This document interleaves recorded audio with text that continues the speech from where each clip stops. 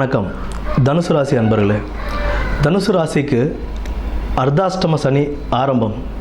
2025 சனி பெயர்ச்சி அர்த்தாஷ்டம சனியாக வருகிறது. குருவுடைய வீட்டிலே சனி இருக்கார். குருவுடைய வீட்டில் சனி இருக்கிறது, அவருடைய பார்வை 6ஆம் இடம், 10ஆம் இடம், 1ஆம் இடமாக இருக்குது. அதாவது ருணரோக சத்ரு சாணத்தையும் பார்க்குறாரு, 10ஆம் இடமான தொழில் சாணத்தையும் பார்க்குறாரு, 6ஆம் இடத்தையும் பார்க்குறார்.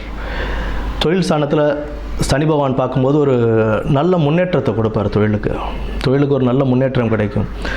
இப்போ குரு ரிஷப ராசியில் இருக்கார். மே மாதத்துக்கு அப்புறம் மிதுன ராசிக்கு போகும்போது குரு தன்னுடைய வீட்டையே பார்க்கிறார். தனுசு ராசியே குரு பார்ப்பதனால் குருவும் பார்க்கிறார், சனியும் பார்க்கிறார். அப்படின்னும்போது அதிக கெடு பலன்கள் அப்படின்றது இருக்காது, எல்லாமே நல்லபடியாகவே அமையும்.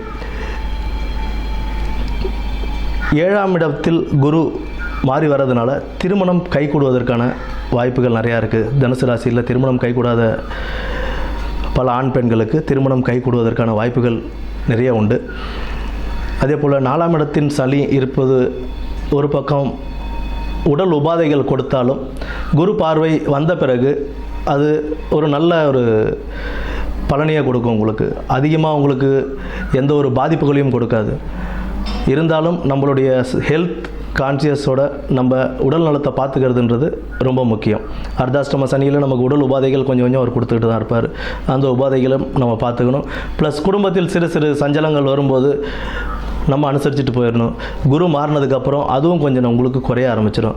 இந்த ஒரு 6 மாதம் மட்டும் கொஞ்சம், இந்த ஒரு 5 மாதம் மட்டும், மே மாதம் குரு மாறுற வரைக்கும் நமக்கு கொஞ்சம் குடும்பத்துலேயும் கொஞ்சம் உடல் உபாதைகள்லையும் கொஞ்சம் கவனம் தேவை. மற்றபடி இந்த சனி பெயர்ச்சி அப்படின்றது உங்களுக்கு ஒரு நல்ல சனி பெயர்ச்சியாகவே அமையும்.